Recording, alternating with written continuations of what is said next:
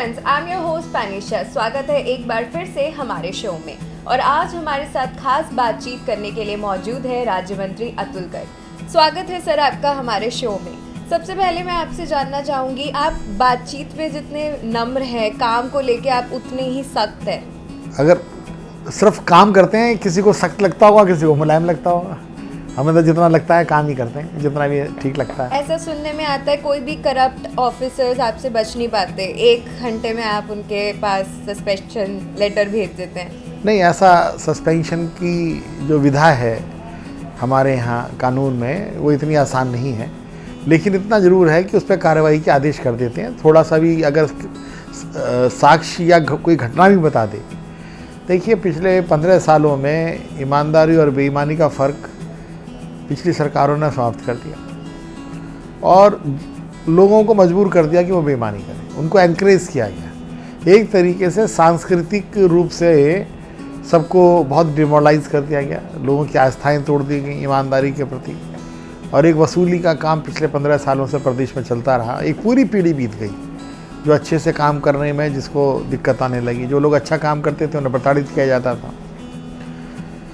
तो ऐसे में अगर कोई भी शिकायत करता है और वो आती है, तो ये हमारा और सभी लोगों का फ़र्ज़ है कि हम उस पर कार्रवाई करें। हम अपनी कार्रवाई करते हैं। राज्य मंत्री होना एक कांटों का ताज पहनने से कम नहीं है। इसके बारे में आप क्या कहेंगे, क्या चुनौतियाँ आती हैं? फिर मैं अगेन कहूँगा कि ये सब उक्तियाँ जो हैं अतिशयोक्ति पर आधारित हैं। जीवन के आप किसी भी फील्ड में जाएँ, जैसे फ़र्ज़ कीजिए आप एंकर हैं, मुझे लगता है कि आपका काम बहुत मुश्किल है, ठीक है। आपको कई बार जो है मन की इच्छा के खिलाफ भी कुछ सवाल पूछने पड़ते होंगे, और कुछ बहुत मेहनत करनी पड़ती है सुबह से, कब जाना, रात को कब घर आना, ठीक है। तो ऐसी हर एक का काम है। कोई काम मुश्किल नहीं है, कोई कांटों का ताज नहीं है, ठीक है। अगर कांटों का ताज होता तो सभी लोग उसे पहनने के लिए उत्सुक ना होते, लेकिन ये अपनी अपनी क्षमताओं का प्रदर्शन हर आदमी करना चाहता है और अपने जीवन में अपना जीवन का उपयोग ढूंढना चाहता है, इसलिए अपने मतलब का काम ढूंढता है। चुनौतियों की बात करें तो क्या चुनौतियाँ सबसे ज़्यादा कठिन लगती है? सबसे ज़्यादा कठिन ये लगती है कि जनता के बीच में बहुत सारी चीज़ों को आप डिस्कस नहीं कर सकते हैं, और जनता की जो अपेक्षा है उसके पीछे कोई तर्क आपके पास नहीं होता है। उनको तो ये लगता है कि आप सरकार में आ गए हैं और ये तुरंत क्यों नहीं हो रहा। एक पूरा का पूरा जो सिस्टम है वो किस तरह से काम करता है।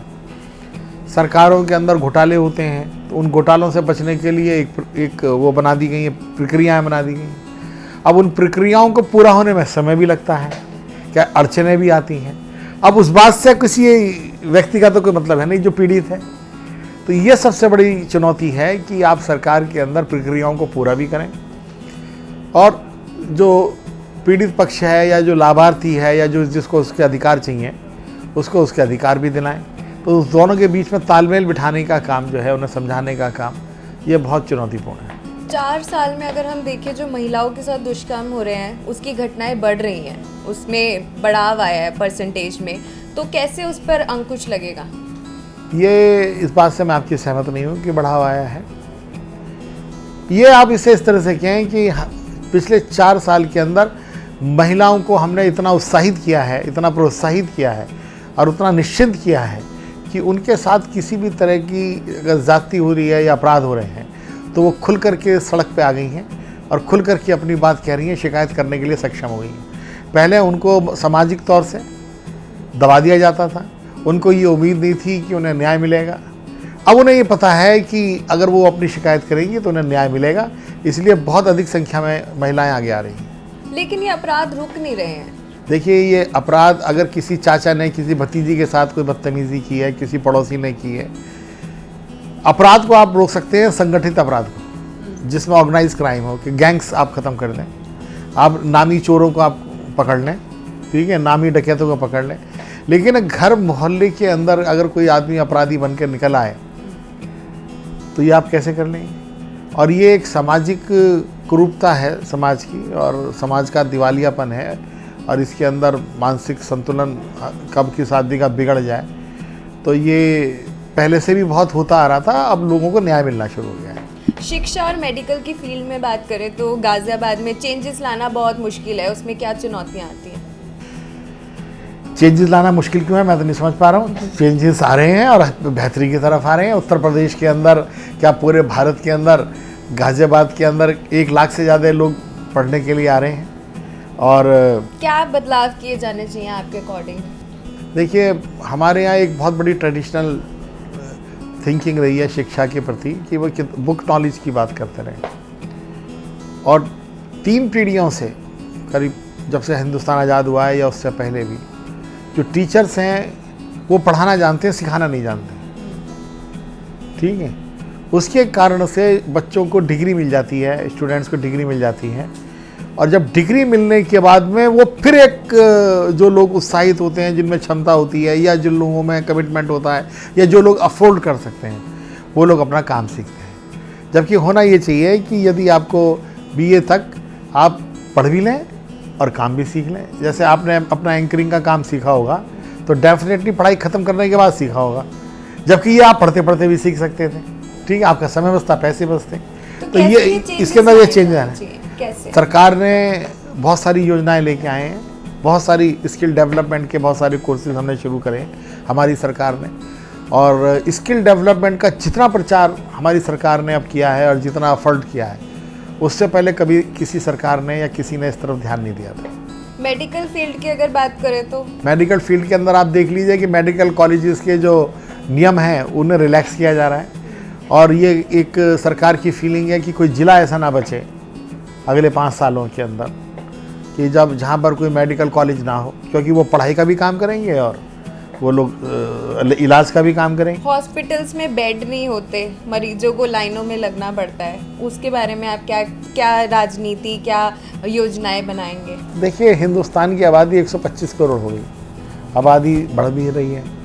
और हम इस बात का क्या करें कि ये जो हमें सत्ता मिली इतनी देर से क्यों मिली, ये भी तो एक हम ये बात किससे पूछें। ये एक समस्या आ रही है कि ये सत्ता हमें जो दी गई। लेकिन हम इतना कह सकते हैं कि हमारी सरकार को उत्तर प्रदेश में आए हुए 1 साल हुआ है। क्या आपको पता है कि इस 1 साल के अंदर 4000 डॉक्टरों का, नए डॉक्टरों का अपॉइंटमेंट किया गया है? और पिछले 5 साल में 400 का भी अपॉइंटमेंट नहीं था। इसे आप क्या कहेंगे? इस साल हम 4 लाख कर्मचारियों का अपॉइंटमेंट कर रहे हैं उत्तर प्रदेश सरकार में, जिसमें पुलिस भी है, डॉक्टर्स भी हैं, टीचर्स भी हैं। तो जब ये सवाल आप ये कह रहे हैं कि इतनी हालत ख़राब है, तो भी हमारा मन ये करता है आपसे भी पूछने का और आपके माध्यम से लोगों से भी पूछने का कि हमारे को इतनी देर से मौका क्यों मिला। अगले 5 साल में आप देखिए क्या होता है। तो अगले 5 साल में क्या चेंजेस एक्सपेक्ट कर सकते हैं? देखिए, सबसे बड़ी बात यह है कि उत्तर प्रदेश के अंदर दुगनी सड़कें होंगी। सड़कों की हालत आप पहले से देख लीजिए, पूरे देश के अंदर जहां आप जाएं काम कर रहे हैं। ठीक है, पहली बार सीना ठोक करके किसी सरकार ने ये कहा है कि हिंदुस्तान के अंदर अब कोई गांव ऐसा नहीं बचा है कि जिसके यहाँ बिजली ना पहुंची। अपोजिशन वाली पार्टी कह रहे हैं कि बहुत से घर ऐसे रह गए हैं कि जहाँ बिजली नहीं पहुंची हो। पता नहीं उन्हें कहते हुए संकोच भी नहीं होता। मैं शर्म शब्द का इस्तेमाल नहीं कर रहा हूँ, वो कठोर है।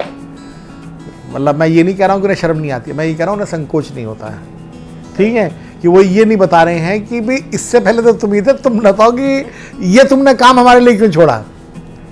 लेकिन हम उनसे ये वायदा करते हैं, उन सब सरकारों से, अपने नेताओं की क्षमताओं को देखते हुए, कि हमारी सरकार उनके लिए ये काम छोड़ने वाली नहीं है कभी भी, ये हम ही करेंगे। जनता के लिए आप क्या मैसेज देना चाहेंगे? हम ये मैसेज देना चाहेंगे कि अच्छे आदमी का साथ दीजिए। इस देश के अंदर जातिवादी राजनीति के कारण बहुत नुकसान हुआ है, पर्सनल रिलेशनशिप की राजनीति के कारण बहुत नुकसान हुआ है। आज भी बहुत सारे लोग कि मेरा रिश्तेदार खड़ा हो गया, मुझे तो इसलिए वोट देना है, ये मेरी जाति का इसलिए वोट देना है, ये मेरे शहर का इसलिए वोट देना है। ये वोट जो राइट ऑफ वोटिंग है, ये power of attorney in the favour of country है। इसका जो कोई भी इस्तेमाल आप करते हैं तो अधिकार इस्तेमाल करने का तो है, पर उसके अंदर एक कमिटमेंट है कि ये देश के लिए होना चाहिए, ये व्यक्तिगत रूप से नहीं होना चाहिए। शुक्रिया सर आपका। तो आज राज्य मंत्री अतुल गर्ग ने हमें सभी सवालों का जवाब बड़ी बेबाकी से दिया। With camera person Arbaz, Panishapuri, network news. आप दिल्ली से कहीं दूर हिल स्टेशन पर गए हैं क्या? लौट कर आने का दिल नहीं कर रहा है? अरे जनाब, लौट आइए। क्योंकि DPL ग्रुप लाया है आपके लिए एक ऐसा आशियाना जहां आप नोएडा, दिल्ली के मयूर विहार और सरिता विहार से मात्र 10 से 15 मिनट में पहुंच सकते हैं। प्रकृति की गोद में बसे फ्लोरा फार्म हाउस में swimming pool, cricket ground, club, children zone, party lawn, cafeteria, horse riding और एडवेंचर्स एक्टिविटीज की है ढेर सारी फैसिलिटीज। तो आप प्रति स्क्वायर यार्ड सिर्फ 577 रुपए में बनाइए अपने सपनों का आशियाना, क्योंकि ऐसी फैसिलिटीज कहीं और कहां। हमारे साथ जुड़े रहने के लिए हमारे YouTube चैनल को सब्सक्राइब करें, साथ ही बेल आइकन को दबाएं नेटवर्क न्यूज की खबरें सबसे पहले देखने के लिए।